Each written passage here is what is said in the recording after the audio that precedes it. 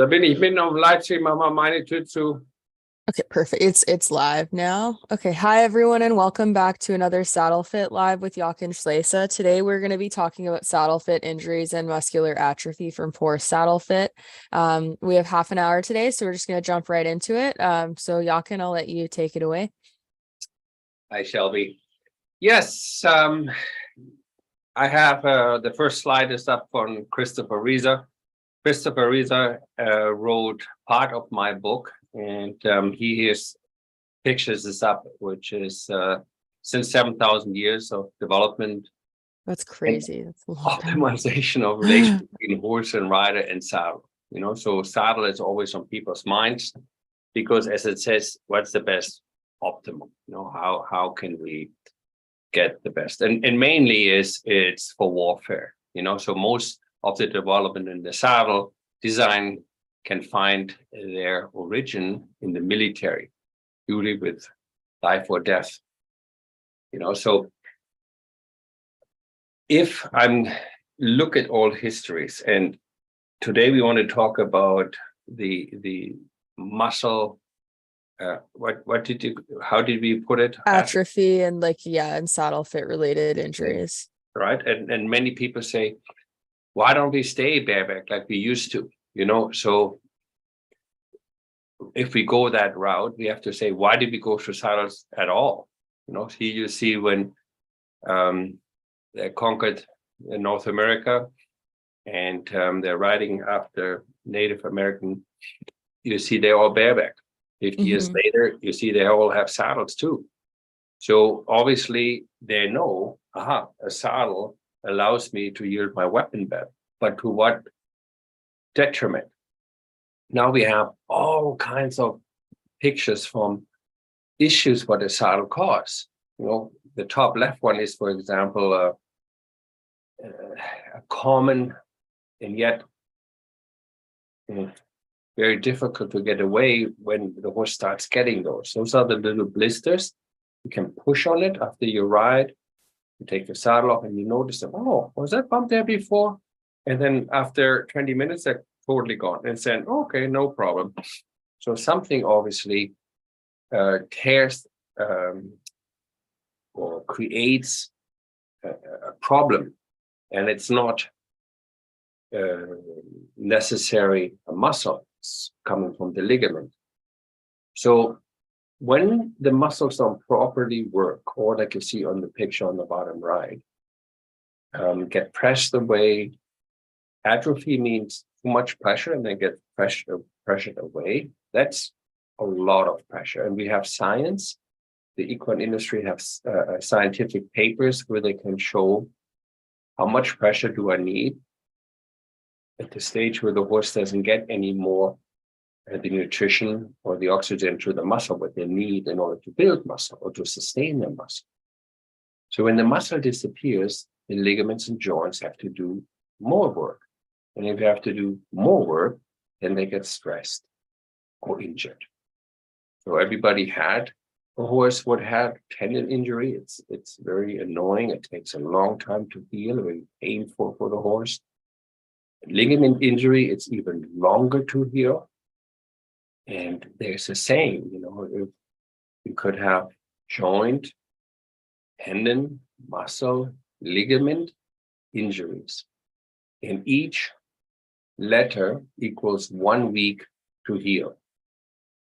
And if you look at ligament, that's the longest word. Yeah. Right? So that takes many, many times to heal. So here, the easiest way to explain what these blisters are on top, where does it come from?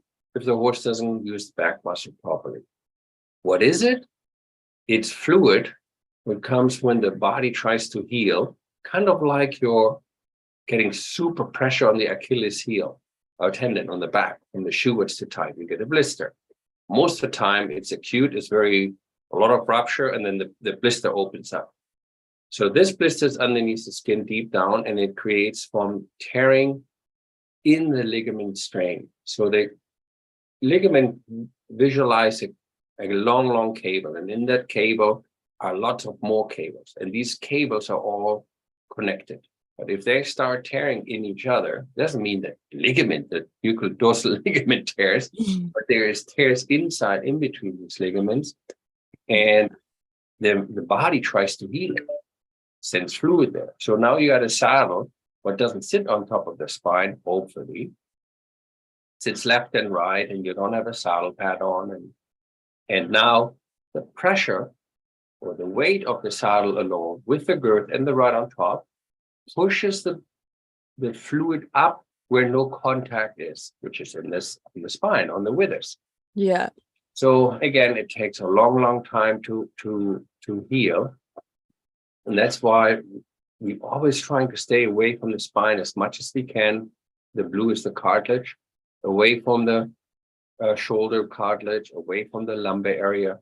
So if you put that contact nice and even on that pink bar here, then the horse has less pain. Yeah, I like that image that it shows how clearly the panels sit like around the spine, because I think that's something that a lot of people don't necessarily realize about, like, if you're riding a properly fitted saddle, like technically the weight distribution isn't directly on the spine, it's on the supporting areas. So I like that one a lot. Right, and it's an easy way. You can just turn your saddle upside down and does your hand fit in between? Because most of the time, in order to stay away from the complete spine, not just from the spinal process here. I mean, the spinal process here, I got here the withers. Okay, so that's how thin it is. It's as thick as my thumb. That's not really wide. Okay, but what's important, all these muscles which are around these long bones. Okay, and the as I said, the ligament. We need to bypass the entire spine. Yeah.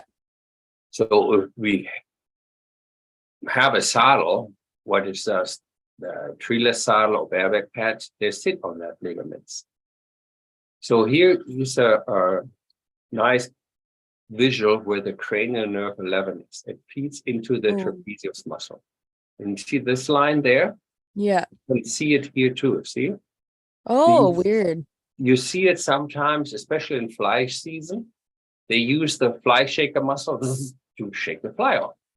Okay, but if it's not fly season and your horse has constantly that line, when I used to ride on the racetrack, they call that fit line.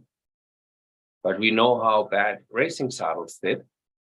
And they sit on the spine, they sit on the cartilage, and they pinch that cranial nerve 11. So if you have an English saddle, or Western saddle, what sits nice and even, like we shown here, okay, nice and away from the rib cage, but the tree width is not the correct size from left to right and pinches the withers and atrophies this entire wither cup. So you see that extremely, sometimes like this picture, okay? So once your ligaments and the muscle is gone, now the skeleton is the next attack.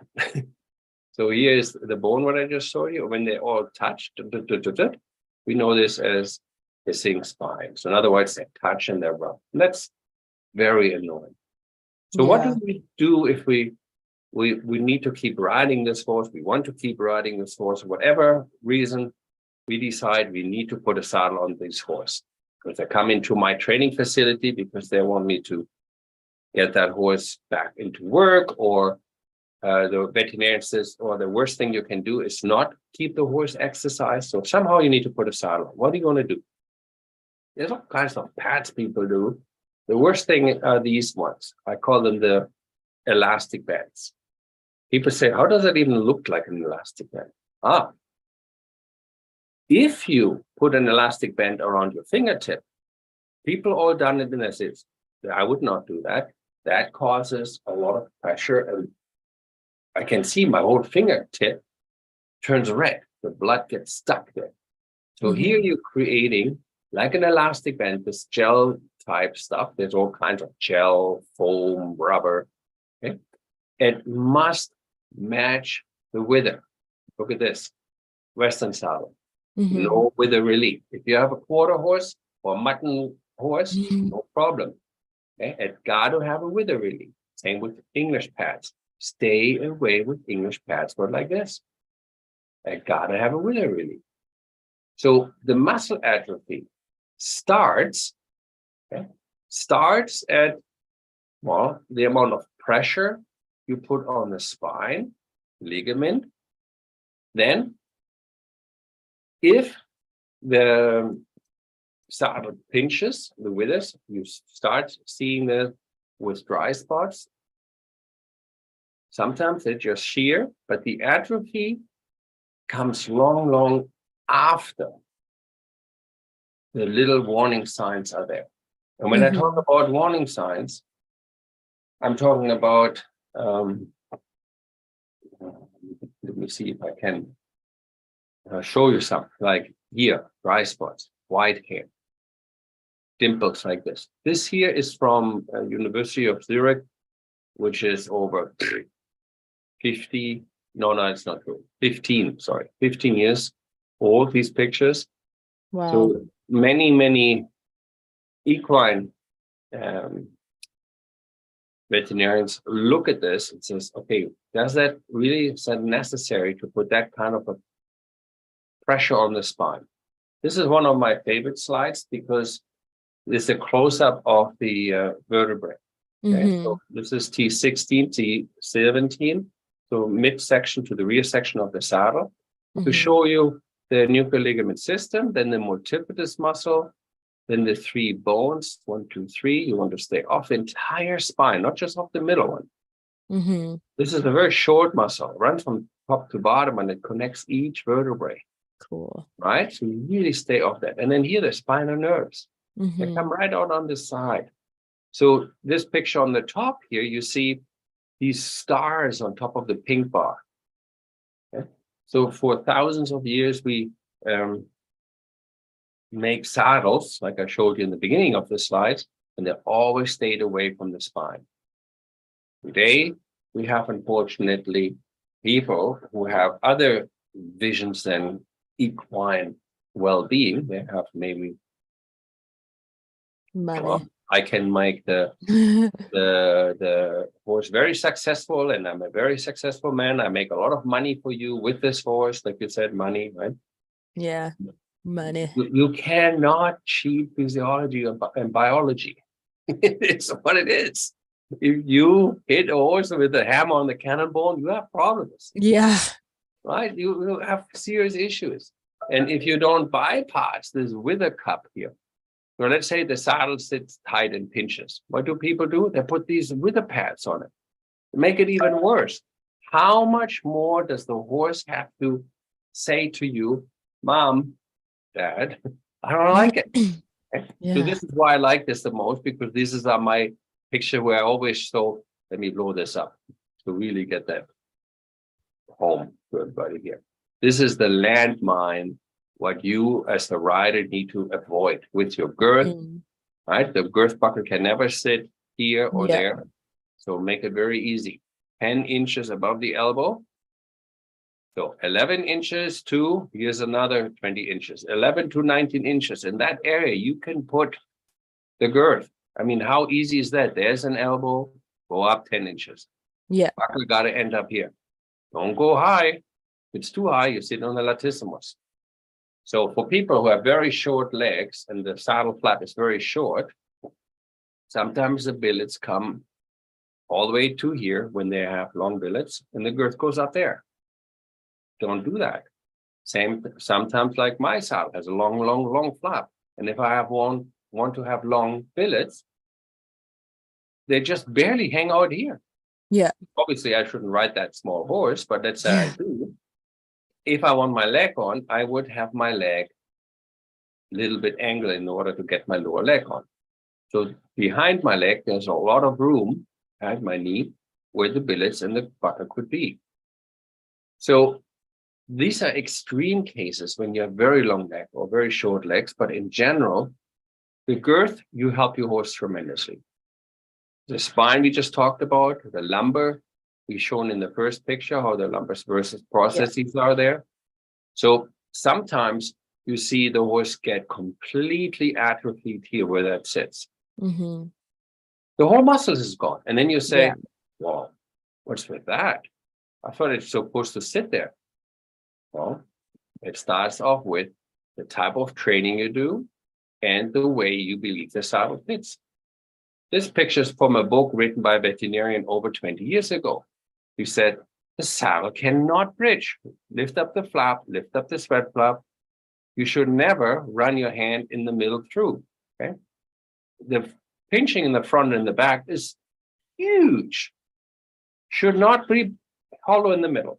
So now you have atrophy in the back and in the front. Now, of course, the pure consumer says, well, my veterinarian says it should bridge. So when the horse's back comes up, then it's good. Well, in the end of the day, who wins is the person who gives advice to the customer, and the customer says, yeah, I believe him. He has a lot of rich people. Everybody follows him. Okay. Or when it's too late, the customer says, maybe the other veterinarian was right? Maybe it should sit away from the spine and from the lumbus versus processes. Here you're looking from the back where you see the bone sticking out. Yeah. So who really is right is your horse. Okay. When you got all these kissing spine, I mean, we've seen increased numbers of English horses. When I say English horses, horses ridden in English saddles have now these issues. Western, not so much. So if the muscle atrophy, the spine has not the support, or the joints, the sacroiliac joint, don't have the support. I was confused as a saddle maker. I was really saying, oh my God, who am I going to believe? Do I believe this trainer, that trainer, this? And then I said, why don't I go to veterinarians who have sworn an oath, do no harm, and are not selling saddles, or they're just simple research. They don't care what breed or horse or rider or style you ride. And just answer me questions. Yeah. What does nature have in mind when humans sit on a horse? Strange answer. Do you think that the reason why Western horses get less kissing spine is because of the difference in the work that they're asked to do, or because the saddle has more surface area? Has more surface area. Okay, has way more surface area. You can debate, has less more work. I mean, if you think about how little time you spend on a racehorse training versus a horse that drives cattle, it's the short, high impact on that horse, what is stressing and hard on the joints and ligament on the racehorse. And then how do they capture? In a tiny little box, right, Shelby? Yes, sorry. I just realized my computer's not plugged in and I don't want it to cut out on us. Yeah. I'm panicking. So we have to look at the other, what do you call that? Environment as well. If a horse is on the paddock, moves around a lot, can move free, then gets ridden for a long time, that horse has a less chance of kissing spine. Why? Because he moves this joint, he brings his back down when he grazes, rather than a horse what is locked up in the stall for 23.5 hours, comes out half an hour, gets run very hard. And eats out of a hay net too. So they never eat off the ground. Yeah. Right. So that is, of course, so I think less Western problem because of the weight-bearing surface and the way the whole horsemanship. Now, I'm an English rider. I grew up with English horses, and I don't want to poo-poo all the English horses. That's not my point. My point is you have to look at the whole picture. But when we talk about atrophy, we talk about how everything is impact. As I started my presentation with 7,000 years, we're working on. That's crazy that it's been that long. Yeah. And look at the saddles, what they use, right? Even when the English saddle was born, look how much more wider the rail was. That's interesting that they made it less over time than Yeah, it was all for the human, right? For the say, hey, I don't want to carry so much. Yeah. And then, of course, all the misconception of saddles, So this green line is where you measure Western saddles, and all West English trees gets measured like that. So there's so many, how do I put it? information out there that we sometimes run into overload, misunderstanding, and so on and so forth. And this is why I had to turn to professors and universities who do research independent from just English, just dressage, or just jumping, or just Western. I wanted to look at every angle. Sometimes horses are born where the first and second rib is close together. Wow. So now, as a rider, I says, how come I can't make my horse straight? Oh, you're a shitty rider. Well, maybe the horse is born with a deformation, such as in the lumbar. Yeah. Well, and that sucks that you never can find that stuff out until like after they die, unless you do like some type of full body bone scan or something.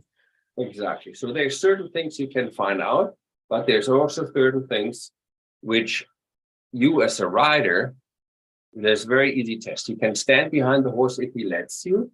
Okay, be careful. If you're not 6'4", stand on a little step stool.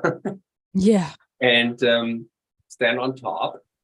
Have somebody hold your horse straight, and which means straight, tail to ears. All four legs square. Don't let the horse bow out to the right side or left side. Get it as even. And then you just take a couple of minutes. Take a phone even, because the horse doesn't take as long and don't stand as long, quiet. And then really look where your saddle sits and look at the shoulders. Okay?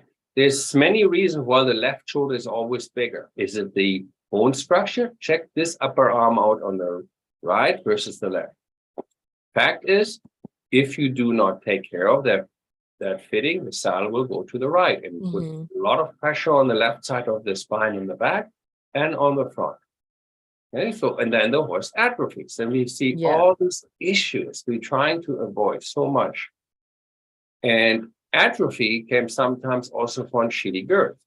Yes, we have some my God. Problems we can get through parasites. Yeah. Or from saddles that keep sliding forward. Or we see the D-rings. I mean, there's a veterinarian who is very active and says, God, goodness sakes, get that D-ring of the horse's sides. Sometimes they have really atrophy through that area. Yeah. We don't need to go to such a harsh way when the horse gets pinched. And when I showed you this picture before from the cranial nerve 11, you see it here. Yeah. Sometimes the brachial plexus gets pinched. That's these all branches of nerves. It goes all the way to the leg. And if a nerve doesn't fire and doesn't tell the muscle what to do, the muscle atrophies. So when the rib cage goes down, it pinches between the shoulder blade and the ribs, and the horse is lame, and the muscle disappears. So here we have the typical. Here's a good example from the front. Okay, there's very little space here. This is your typical horse, how he jumps with his legs together underneath the belly or crooked. Painful. And if he doesn't get pinched, there's a massive amount of room between the elbow and the rib cage, so the nerve doesn't get pinched, and his feet are on the side. It's a very easy visual thing. Unfortunately, we don't react fast enough. We only react when we see, when it's too late. Hopefully, we can react when we see dry spots. Okay, so that's a clear indication. This is the picture where it was showing it, meant to say, observe the horse's left shoulder versus right shoulder. Yeah. Your first indication, please, please, please look at this. Start looking for the ring of lights here in the back. Okay? See how your saddle sits after riding. Look at the sweat marks as well. These are all little cute signs what the horse can show you. And unfortunately, it's really sad to say, I see this a lot in the higher level dressage, where the saddle is completely atrophied because it's hanging off the spine. You go ahead to any horse, written or non-written, and you run your fingers on these 6 spines, and you will see how the whole back muscle drops. It literally disappears. You say, where did you go? And then you get that big hump in the back. Okay, because the veterinarian calls that helmeting. Or when all these muscles here on the group disappears, It looks like you starved that horse. Most of the time it comes association with that, what they call the holding line, right? Here. So Yeah. they're holding with the flank as much as they can the back up. Oh yeah, I see a lot of hunter jumpers like this. That's why we call them hunter buck. Well, sadly to say, fortunately, you see that often on horses which are just too small for the rider. Like I'm 230, 250 pounds with my boots, my helmets, and my saddles. I'm a tall guy. That's a lot of weight on a horse. So I need a good sized horse. If I ride a small horse, the horse rider ratio is off. And unfortunately, we see this a lot in Western, where a lot of Western horses are not big enough for the horses, for the riders. Yeah. So we always have a saying in Germany, though, horse's butt needs to be bigger than the rider's butt. So Yeah, the unfortunately, 2-year-old like Western horses with like the big cowboys on. That's what surprised me a little bit about the lesser instance of kissing spine too, because then it can't just be due to the weight that they're packing. yeah, it's we do have, unfortunately, those people don't find in English saddle. So what do? They go Western. Yeah. And they accommodate heavier people. But it's still shocking for me when this came out. This is from 2014, almost 10 years ago. You know, the muscle atrophy, if it's more than 4.66 kPa, and if you have such a small weight bearing surface on an English saddle, and you have a bouncing, plopping, heavy rider, what's a heavy rider? Somebody who weighs a lot of weight, or a person who is maybe just 55 kilos, 125, 130 pounds, and bounces and plops around. Any students, every rider who have ever seen beginner riders do their first sitting trot, you Yeah. kind of laugh, see, like you and I, we would laugh. He said, "Oh my God, Yeah. that hurts." Not just the rider, but also the horse. You think Yeah. the horse that pogo stick on his back. So on horses who has a lot of fluid, okay, Frisians, warm blood, right? That atrophy is faster visible, but it's first the squish you're squishing away. So the fascia, the softer tissue. You know, so you know yourself, a thoroughbred has a skin like a drum. Yeah. A cold blood, you can grab that whole side as you roll the skin Yeah. off the horse's back. So they have that squishiness you see right here. But unfortunately, we have a lot of horses with a lot of pressure on the back of the saddle. And then here you can see when you look on the right loin, how it's. Yeah, it doesn't look as deep as the So yeah. don't forget that atrophy starts with the rider.